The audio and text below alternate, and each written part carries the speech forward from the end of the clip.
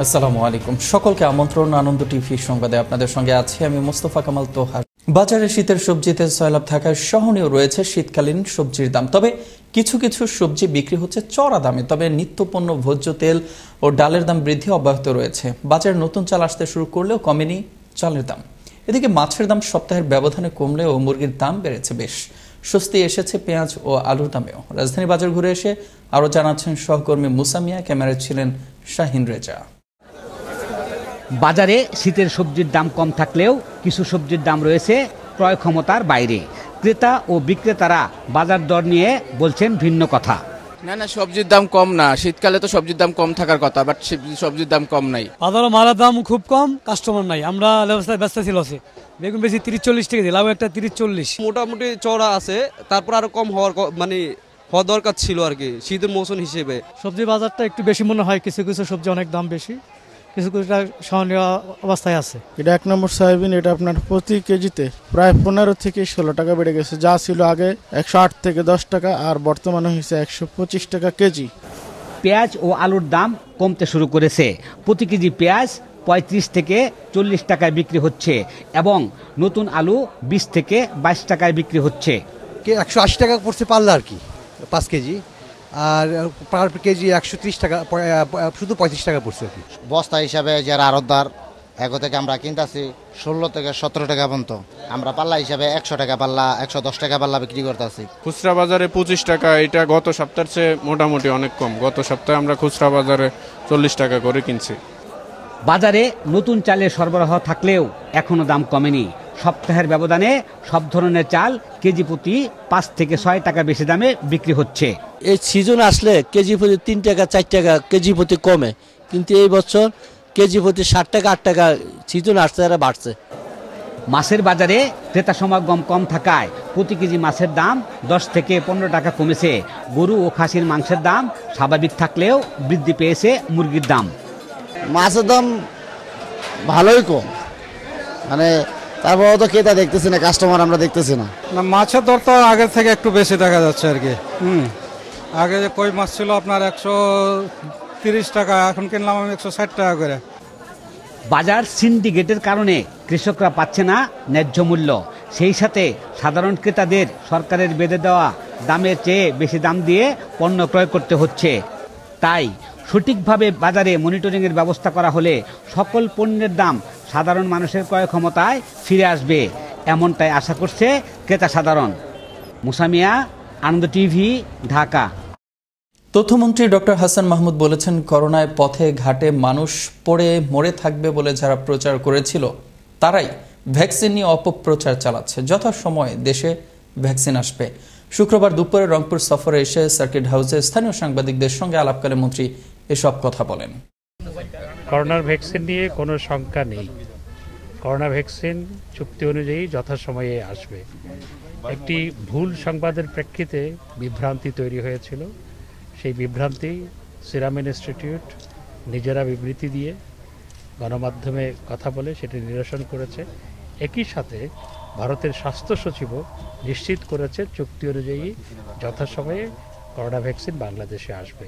3 মাসের বকেয়া বেতনের দাবিতে গাজীপুর মহানগরের সাইনবোর্ড এলাকায় একটি গার্মেন্টসের হাজার হাজার শ্রমিক দুপুর 2টা থেকে ঢাকা ময়মনসিংহ মহাসড়ক অবরোধ করে রেখেছে। ফলে ঢাকার সাথে ময়মনসিংহ সহ 20টি রুটের যান চলাচল বন্ধ হয়ে যায়। এতে ঢাকার আব্দুল্লাহপুর থেকে গাজীপুরের মাস্টারবাড়ি পর্যন্ত প্রায় 20 কিলোমিটার রাস্তায় সৃষ্টি হয় যানজটের। সাংবাদিক খায়রুল আলম রফিককে ডিবি অফিসে আটক করে চোখ বেঁধে অমানবিক নির্যাতন, জেল জুলুম, নানা অত্যাচার বিবস্ত্র করে ছবি তোলার অভিযোগে এসআই আকরাম হোসেনের বিরুদ্ধে বিচারের দাবিতে প্রতিবাদ ও মানববন্ধন অনুষ্ঠিত হয়েছে। শুক্রবার জাতীয় প্রেস ক্লাবে বাংলাদেশ সম্মিলিত সাংবাদিক সোসাইটি ও বাংলাদেশ অনলাইন সাংবাদিক কল্যাণ ইউনিয়নের সভাপতি এম এ মমিন আনসারি এই প্রতিবাদ সভায় বক্তব্য রাখেন।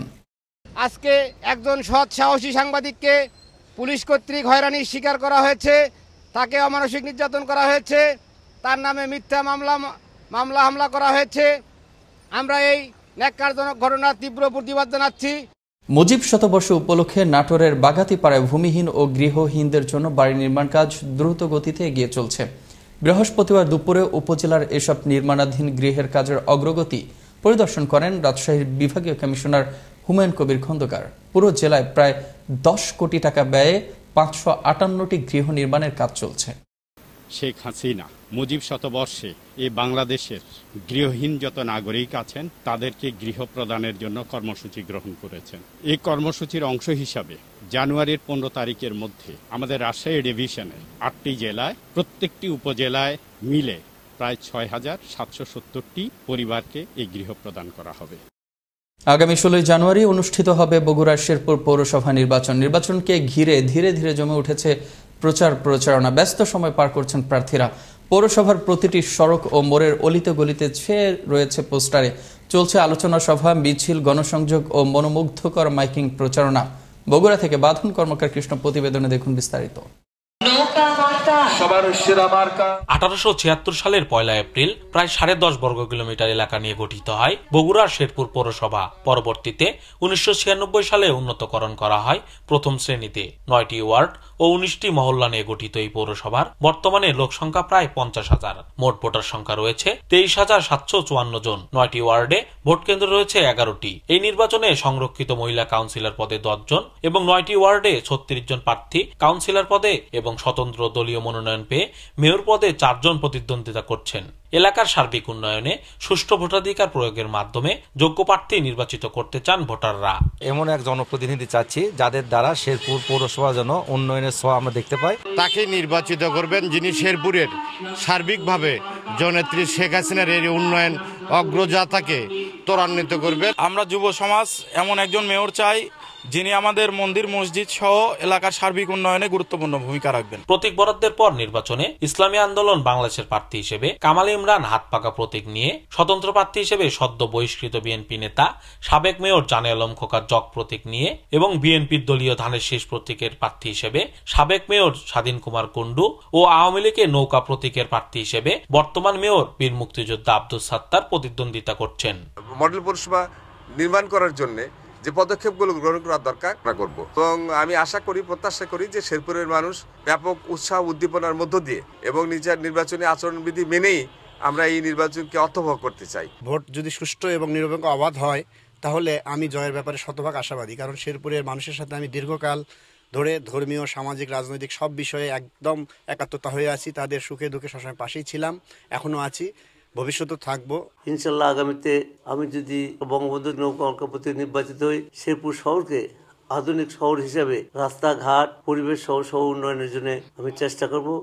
বঙ্গবন্ধু কন্যা শেখ হাসিনার সহযোগিতায় আমি শেরপুরকে আধুনিক পৌরসভা করব। গোপন ব্যালটের মাধ্যমে অনুষ্ঠিত নির্বাচনে সুষ্ঠু ও উচ্চমুখর পরিবেশে নির্বাচন উপহার দিতে আইন শৃঙ্খলা সহ সার্বিক বিষয়ে প্রস্তুত বলে জানালেন এই কর্মকর্তা। আসন্ন পৌরসভা নির্বাচন অবাধ, সুষ্ঠু ও সুন্দর করার লক্ষ্যে এবং সকল ভোটার ও প্রার্থীর নির্বাচনে অংশগ্রহণমূলক করার জন্য আমরা কাজ করছি। আইন শৃঙ্খলা সহ সার্বিক বিষয়ে আমাদের সজাগ দৃষ্টি রয়েছে। আগামী 16 জানুয়ারি কে হবে পৌরপিতা? নির্বাচনে জয়ী হয়ে এলাকার সার্বিক উন্নয়ন ও জনসাধারণের জীবনমান উন্নয়নে কাজ করবে জনপ্রতিনিধিরা, এমনটাই প্রত্যাশা শেরপুর পৌরবাসীর। বাঁধন কর্মকার কৃষ্ণ, আনন্দ টিভি, বগুড়া। সিরাজগঞ্জের শাহজাদপুর উপজেলায় পিকআপের ধাক্কায় ভ্যান আরোহী 2 বৃদ্ধা নিহত হয়েছেন। এ সময় আহত হয়েছেন একই পরিবারের আরও 3 জন। শুক্রবার সকাল 8টার দিকে উপজেলার বগুড়া নগরবাড়ি মহাসড়কের পারকোলা বাজারে মর্মান্তিক এ দুর্ঘটনা ঘটে। পুলিশ জানায় ঘাতক পিকআপ ভ্যান আটক করা হয়েছে। দুর্ঘটনায় নিহতদের লাশ উদ্ধার করা হয়েছে এবং আহতদের উদ্ধার করে চিকিৎসার জন্য হাসপাতালে পাঠানো হয়েছে। এই ছিল এখনকার মতো আনন্দ টিভির সংবাদ। দেখুন প্রতিদিন বিকেল 5টা 30 এবং রাত 9টা 30 করোনা থেকে আপনি এবং আপনার পরিবারকে সুরক্ষিত রাখতে স্বাস্থ্য বিধি মেনে চলুন।